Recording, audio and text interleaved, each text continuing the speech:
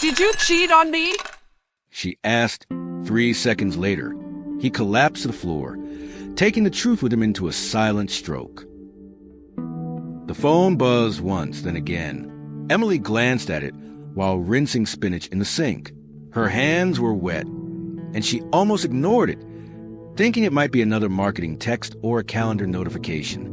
But something about the silence in the house that evening, her son out with friends, the soft hum of the dishwasher, made the vibration feel louder, like it was demanding attention.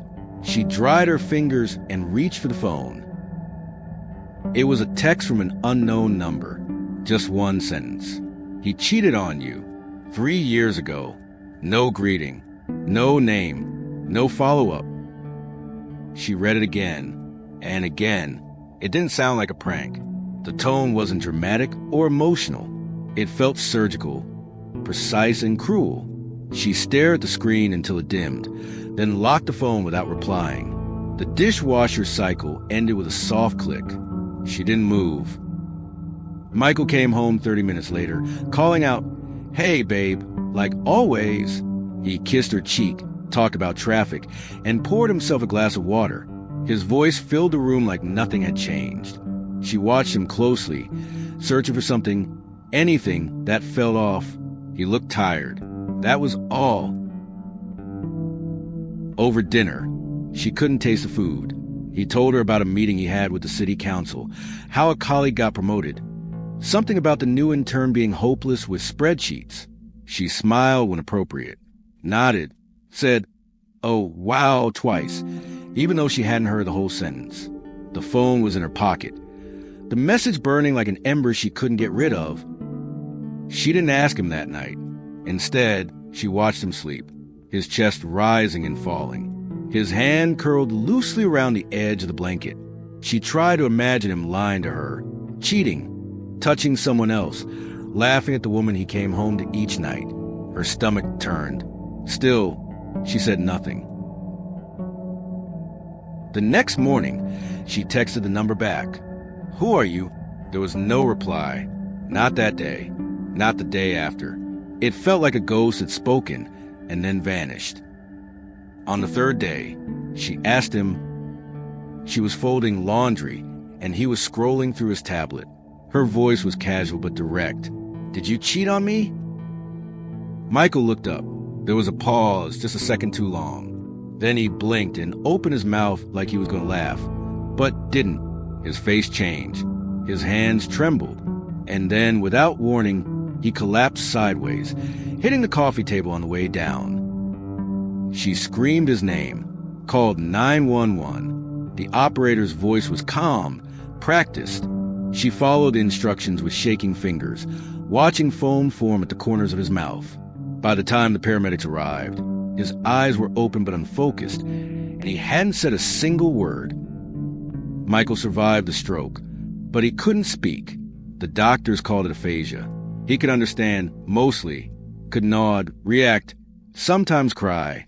But the words were gone, locked somewhere inside his skull. They said it might improve, or it might not. There was no way to know. Emily stayed by his side. She took time off work, learned to read the flicker of his eyebrows, the twitch of his lips. But the question haunted her. She would ask it in the quiet moments, even though she knew he couldn't answer. Sometimes she thought she saw guilt in his eyes. Other times, just confusion. 2 weeks after the stroke, another letter arrived. Not an email, not a text. A real letter, sealed in a plain white envelope with no return address. Inside was a photo, grainy, old, printed on cheap glossy paper. Michael was in it, much younger, standing next to a woman Emily didn't recognize. And a girl, no older than 5. The girl had Michael's eyes. There was a note typed. "My name is Alyssa. I'm his daughter. He left my mother when she was pregnant. I sent the message. He never came back for us. I thought you should know what kind of man he was." Emily read it 3 times. Her hands were shaking again. It wasn't an affair. It was something worse. A life abandoned. A daughter erased.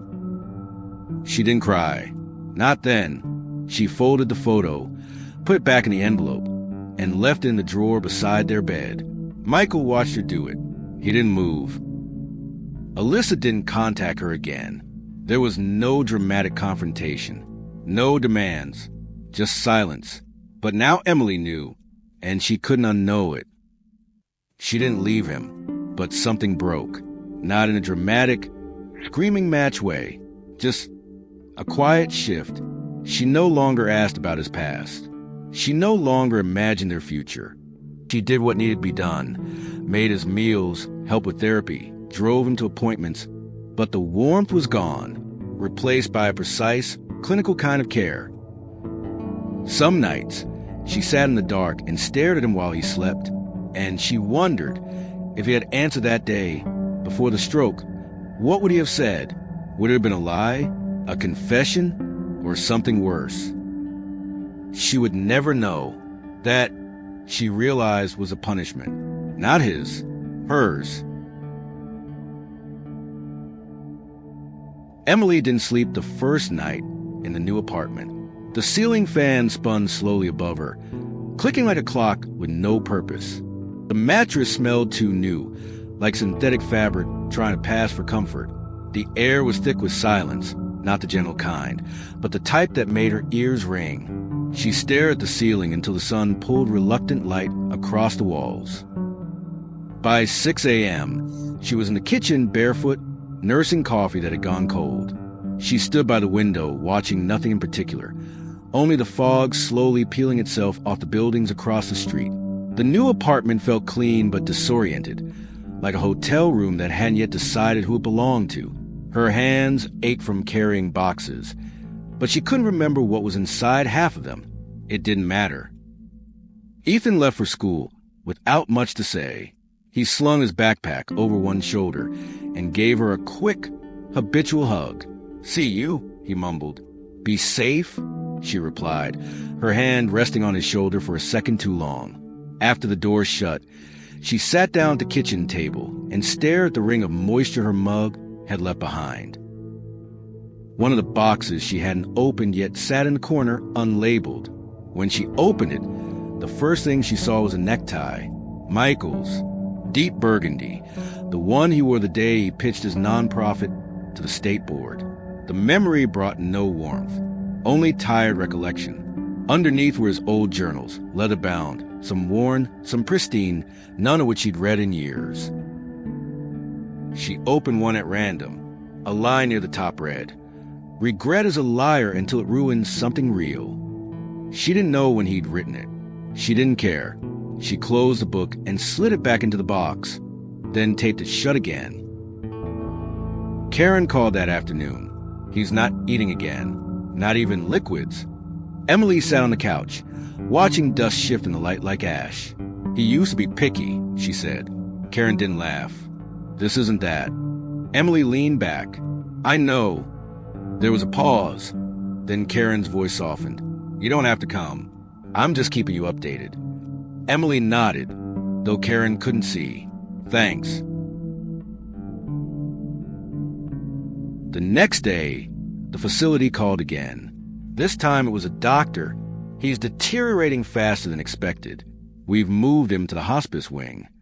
Emily was holding a grocery bag in one arm, a set of keys in her teeth. She swallowed hard and said, "I see." The doctor continued, "You may want to visit to prepare." Emily set the bag on the counter. "He's had years to prepare. I'm fine." That night, Ethan found a dusty old photo album tucked under the couch. He flipped through it while eating cereal. Did Dad really have a beard? Emily glanced at the photo, then back to her laptop, briefly, during what he called his poet phase. Ethan smirked. He looked like a pirate. She didn't answer. He paused on a photo of the three of them at a park. "Were we happy?" She stood and walked to the sink. "We were good at pretending." Ethan looked at the photo a little longer, then quietly closed the album. Michael began scribbling again. Karen sent her photos of the notes. Most were illegible, letters tumbling over each other like drunks. One phrase repeated, Did I matter? Emily stared at the message on her phone for 10 full minutes before locking the screen. Her answer lived in her silence. She didn't tell Ethan that Michael was dying. She didn't want to see the confusion or the obligatory sadness in his eyes. He'd already grieved the version of his father that mattered. What was left was only skin and air, and apologies too late to be useful. The box with Michael's journals ended up in a closet. She wrote "keep" on the side, though she wasn't sure why. Maybe to remind herself that memory was also evidence. The apartment slowly began to look lived in. A dish drying rack, shoes by the door, a stack of library books. Normal things, real things, nothing borrowed from grief. One morning, while wiping down the bathroom mirror, she noticed the faintest line forming between her brows. Not from anger, from concentration. The same look Michael used to have when lying. Karen called again. "It's time." Emily was in the middle of loading the dishwasher. "Now!" "Yes." Emily closed the dishwasher, dried her hands, and stared at her reflection in the microwave. "Tell him goodbye for me." Karen didn't protest. Michael died at 4:37 a.m. in his sleep. No pain, no final words, no grand gesture. Just a slow fade out of someone who had taken up too much space for too long. The facility asked if she wanted to collect the belongings. She declined. Donate them, or burn them, whichever's faster. Ethan asked over breakfast why she looked so pale. Did something happen? She poured more cereal into his bowl. Someone called. That's all. He didn't press. He never did anymore. A week later, a small padded envelope arrived. Inside was a silver wristwatch. Michael's, the one she'd put in the freezer weeks ago. She didn't remember taking it back out. There was a note included. Return per request. She laughed for the first time in a month. Then she smashed the watch with a hammer. They didn't hold a funeral. No one asked why. Those who would have expected it had long since stopped expecting anything. Karen sent a text. He looked peaceful. Emily didn't reply. She poured his ashes into the wind behind a strip mall. Ethan waited in the car, listening to music. She didn't say a word, just watched the dust catch in the breeze and vanish, like it had never held weight. That night, she couldn't find the wedding album. She didn't look hard. Some memories are kinder when they stay missing. 2 months later, Ethan brought home a drawing from therapy, a house with open windows and no roof. "It's so I can always see the sky," he explained. Emily kissed the top of his head and pinned it to the fridge. The fridge didn't protest. Alyssa called once. No caller ID. "I heard," she said. "Do you feel lighter?" Emily thought for a moment. "I feel like I'm standing on new ground and it still smells like fire." Alyssa exhaled. "Yeah, that sounds right." They didn't talk again. Emily started sleeping better. She started forgetting small things, dates, names, codes. She welcomed it. Forgetting was a form of healing, and she'd paid her dues to remember. One afternoon, Ethan came home with a scraped knee. She knelt to clean it. "What happened?" "Tried to jump a fence." "Why?" He looked down to see what was on the other side. She smiled, just barely. "Was it worth it?" He shrugged. "Not yet." When Michael's name came up in conversation, which was rare, she referred to him as someone I used to know. It was accurate, not cruel.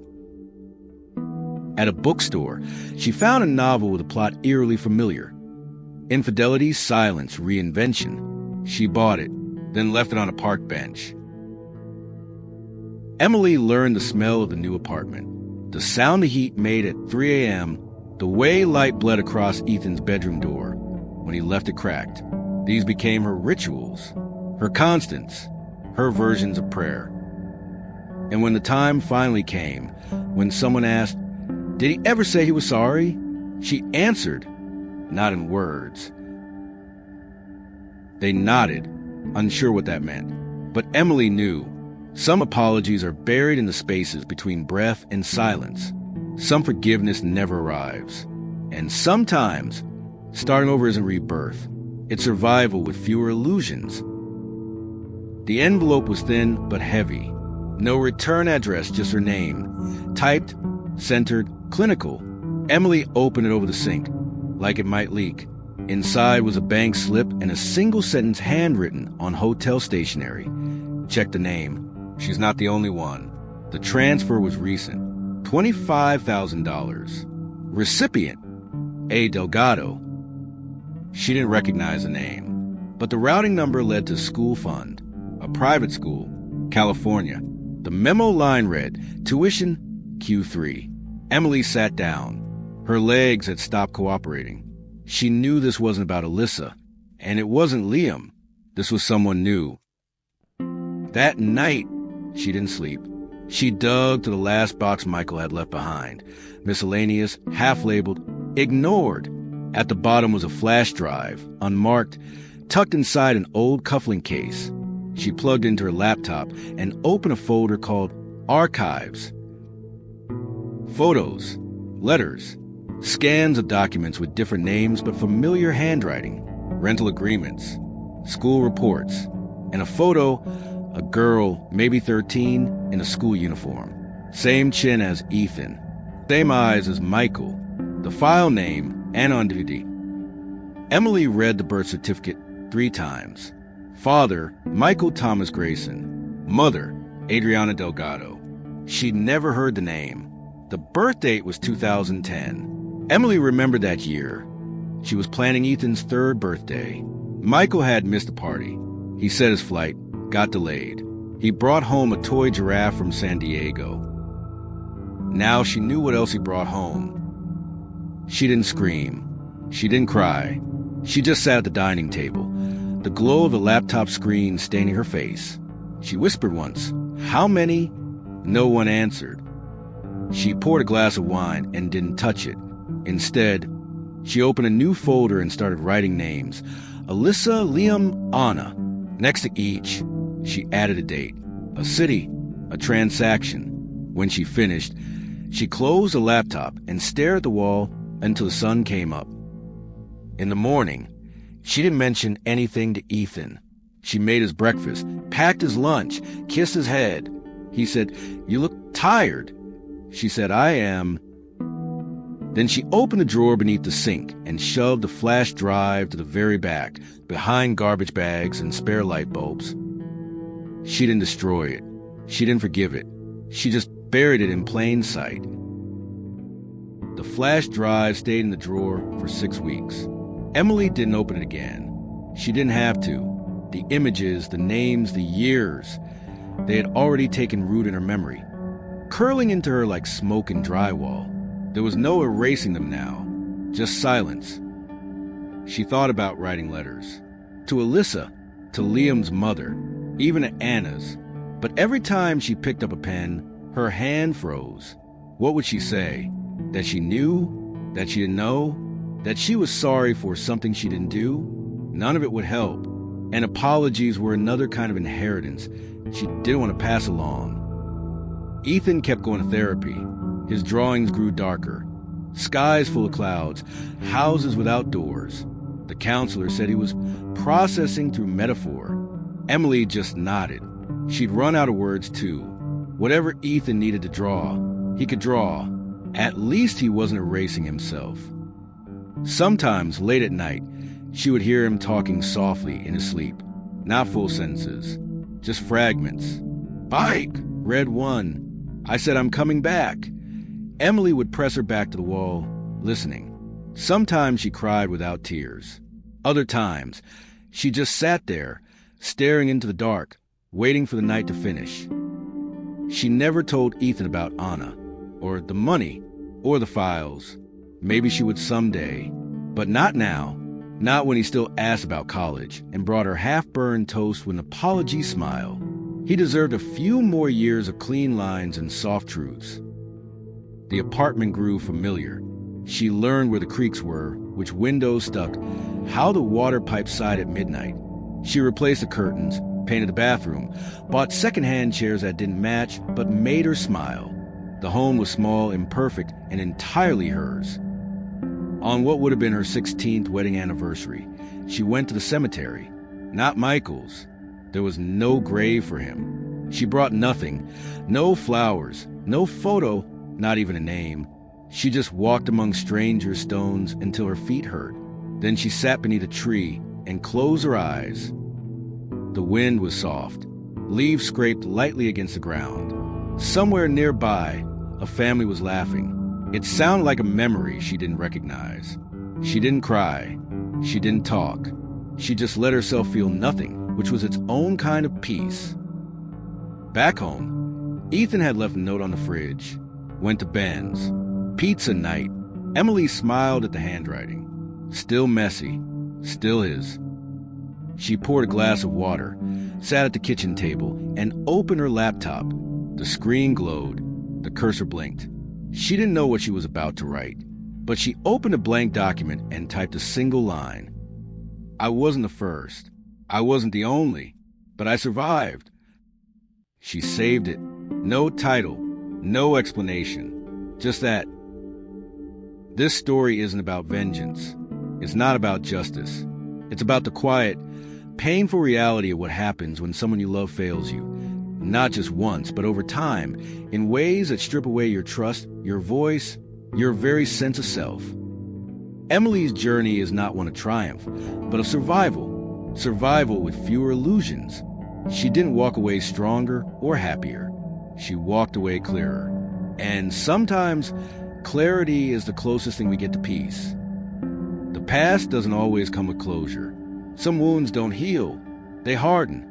And some truths, when they finally arrive, don't set you free.